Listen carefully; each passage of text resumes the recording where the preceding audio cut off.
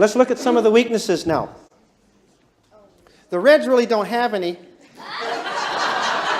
And so what I have done, I've had to make up some so that the rest of them wouldn't feel so bad. But if you want, I'll do that one last. Okay, and then the important thing is that the blues are unrealistic. Whoops. The blues are unrealistic, they're moody, they're unforgiving. Ooh, are they unforgiving? These blues, you sometimes do marriage counseling with a blue, and we'll be sitting in there, and she will say, he's told me 3 times in 42 years that he loved me. Really? 3 times? Not 4. No, 3 times. One was June 23rd, when we did this over here. The other one was on when we went on a second honeymoon. He told me he loved me in a card. I really don't count that, but for this one I count because he wrote it. And he says, I love you, this red guy. You want me to say I love you? I love you. It's not the same. It doesn't count. If you have to say it. The blue people, you think about this blues right now. You think back to some time in grammar school when some teacher offended you or hurt your feelings. You can remember their name. You can remember the grade. Huh? Her face. Everything. Have you ever forgiven them? No. They don't deserve it. They do not deserve to be forgiven, and God will fix them. Won't He? That's right. That's right, she says. They deserve it. Now, the red kid, when he was offended, what did he do? He put a snake in there, or he hit something, he threw a rock through the window. He did something, but he balanced it out. Blues don't forget, and they don't forgive. They can be very vengeful. So you cross a blue, you're crossing a heavyweight. They will get you, and you will pay for it. Some guys in a red-blue marriage think they're knocking around the wife.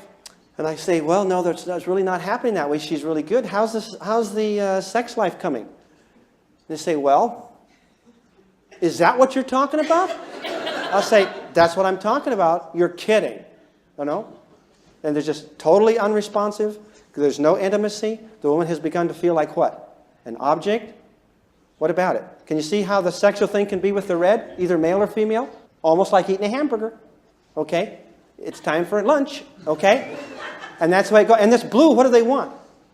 Love and intimacy. And the red's saying, I give you intimacy. All right? Idiot! That's not what I'm talking about. And in marriage counseling, they got a real problem here with the blues feeling very, very different about the sexual approach. And you can have some very, very big problems sexually with this. And you need to look into that. Okay. Now, besides the blue being revengeful, they're prone to depression. And they get depressed. They're so guilt-ridden. And they're so hard on themselves. And so perfectionistic. Can reds be perfectionistic too? Yes. But you get into a fight, a horrible situation with the blue, they feel guilty. They're liable to commit suicide. They'll kill themselves. The red would kill you. And that's the difference between the outlook. The red, it's your fault. The blue is feeling guilty. Did you get the difference? And you blues know what I'm talking about. Okay, now, what are the weaknesses of the white? So each color has weaknesses. Each color has strength. The weaknesses of the white. They're uninvolved. I don't have boring down here, but you can put down boring. Oh, is it there? Boring? Okay. So they're unsure of themselves. They're lazy. Are they lazy? Come on, whites, aren't you lazy? Would you rather not be involved? It's just too much work. She keep poking her husband. Yes, you agree with this. Yes, okay. Isn't she terrible? She's terrible. But whites will forgive you. Be nice to them. They got to be nice. You got to be nice to them. Okay. Now the way to get to a white is you are kind, and what else should I say? Are they stubborn? Are you going to get those turkeys to move? No way. They hunker down, and you couldn't blast them out. And when the red gets on them, and they're going to do this, that white will just get in there and just freeze up, and you're not going to go anywhere. It's like dragging a dragon. They're reluctant, they're boring, they're indecisive, which is understatement of the year. Okay? They have a hard time. Now, what's wrong with the yellows? They have a tendency to be impulsive, rebellious, undisciplined, disorganized, uncommitted, unreliable, and obnoxious. They think they're wonderful. And it's so awful. They come to the party, like I say, they forgot the dip, they're late, and they say, here I am, I had 4 parties to go to tonight, and I chose you, and here I am. And you say, oh, they're here. Yeah. You know, it just makes you throw up, because they contribute nothing. to a red. From a red's point of view, they're very, very unproductive. Now, we did have some I made up for the red. Some of the reds are sometimes a little bit impatient. They might be a little insensitive once in a while if you deserve it. And they're contentious. Okay, they are arrogant. If you knew everything, wouldn't you be arrogant? Okay, do they think they really know everything? No, they don't feel superior to everybody. They just really figure it out and think it through. And once they've figured it out and they've figured everything out, then this is it and that's right. And they're bewildered why you can't see it. They're absolutely bewildered why you can't see it. Anybody with a brain ought to be able to see this. Totally. And they're so frustrated. We're frustrated with the rest of the world who cannot understand. If everybody would just listen to the reds, the world would go smooth and all the problems would be solved. Do you believe that? Yes. From their point of view? Yes, that's true. Is that right? It's right. Reds, is that right? Yes. What's the right color, Reds? Red. Who did you marry? Are they selfish? Yeah. There's 5 people and 4 pieces of pie. And the red takes a piece of pie and says, the rest of you figure it out. All right? You're too fat anyway. All right? That's exactly what they feel. And it's the truth. If it's the truth, should you be offended? If it's the truth, should you be offended? No. Would the blue say that?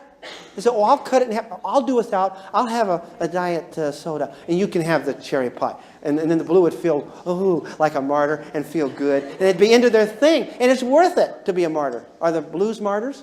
Do they make good martyrs? What kind of martyrs do the reds make? Over your dead body. Okay? Is that right? Why give it up to these idiots, right? Okay. So they're arrogant. They're selfish. Some people have the audacity to say we're bossy. Because all we're doing is giving advice. Like, get in there now. The red wants it done now, their way, the right way. And that's what they want. Okay? And so they're critical. The blues are critical of themselves. But can blues also be very critical and perfectionistic of their children?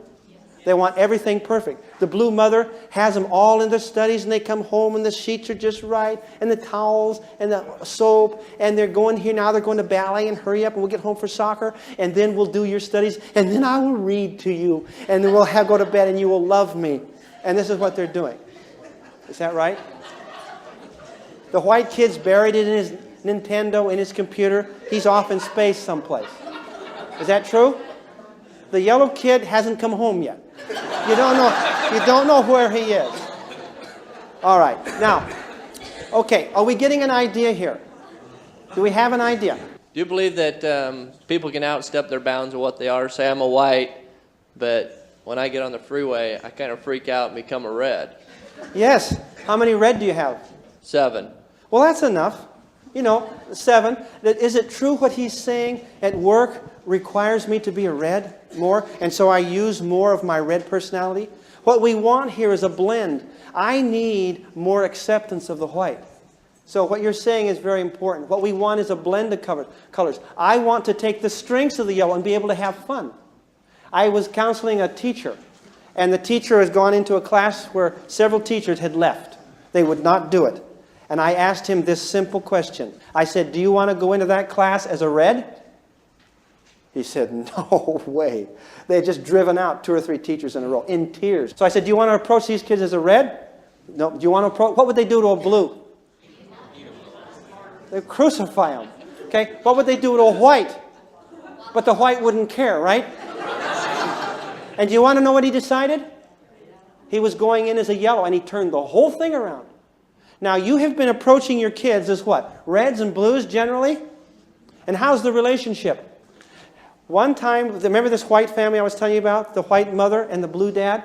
And that's a real case, And we told the dad, what do you want to do? The son was a yellow. And the basis of the group, because the group helped him to get to that, he said, I'll go home. I will accept my son as a yellow. Is it okay to be a yellow? If it isn't, what are you going to do about it anyway?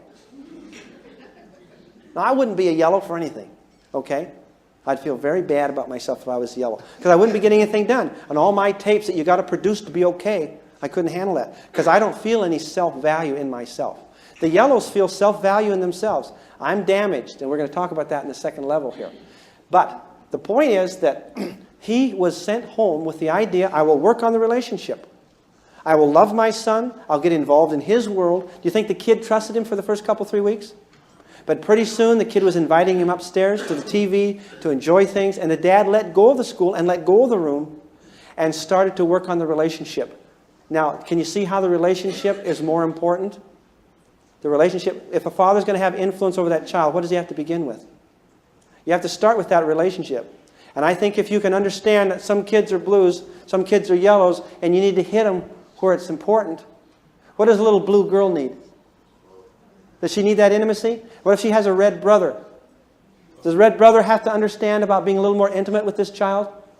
And protecting her and loving her and being big brother instead of having a power issue? Does she have to learn how to be not quite so sensitive maybe and so self-critical? And to learn how to deal with this red? She'll probably marry one, poor thing. All right? And the whites, do they need to be more structured, these children? They need to be driven more. There needs to be more rewards. They're kind of lazy. And these yellows, they need to settle down and they need to take life more seriously. But where they're at, can you reach them and connect to their motivations? Do you think that there's a problem in the marital dyad where there's a conflict of value between the husband and the wife, where that's spilling over into the relationships with the children? Can you see how understanding this and teaching this to your children will help them to deal with each other? Can you see that? Your brother's a red. He's into power, he's into control. And that's important to him. So as a parent, do you think you could give this child lots of control in his life? Appeal to this? Does he want to take charge? The reds want to get in and take over. This little teeny kid sitting in his crib that's a red, shaking the bars. You know, it's not a matter of if he's going to take over the world when he gets out. It's a matter of when he can get out and take over for this incompetent mother. And he's going to get out there and take over. And he's starting to run the house right now. And you can tell he's red. They come prefixed. Colors are innate. Now, we believe that we come with these personalities basically intact. Those are innate with us. But we become charactered. And I now, as a red, can work on getting more yellow and having more fun. My children need that. And I need to allow myself to take a vacation. I don't want to take vacations. I feel guilty when I take vacations. I think it's wrong. I think it's sinful to take vacations because it's wasted time. And all the time I'm out there, guess what I'm thinking? There's another thing. We don't do that. You know, I got this and I didn't do that. The yellows, they're always out there. The white, they'll go wherever, whatever. Doesn't matter to them. Can you see how the blues and the reds are heavy hitters? And these are more light. Not that they're more important, but they just don't take life so seriously as these people. In our family, my wife goes on a vacation. Guess what I do? See, I don't have permission to go on a vacation. I mean, this is my tape, okay? And that's my problem, but I got to look at that. My wife's going to Europe, and I'm teaching parenting classes, okay? And I want to tell you, I would rather be here than in Europe. Can you believe anybody that crazy? Because I'd be thinking what I should have been doing. All right. Do we pick our opposites? And the problem is when we pick our opposites, instead of accepting them as they are, we start to try to change our companions. Is that true? Are you unhappy because you picked somebody that wasn't like you? And now if that guy would just be red, wouldn't everything be wonderful? Yes.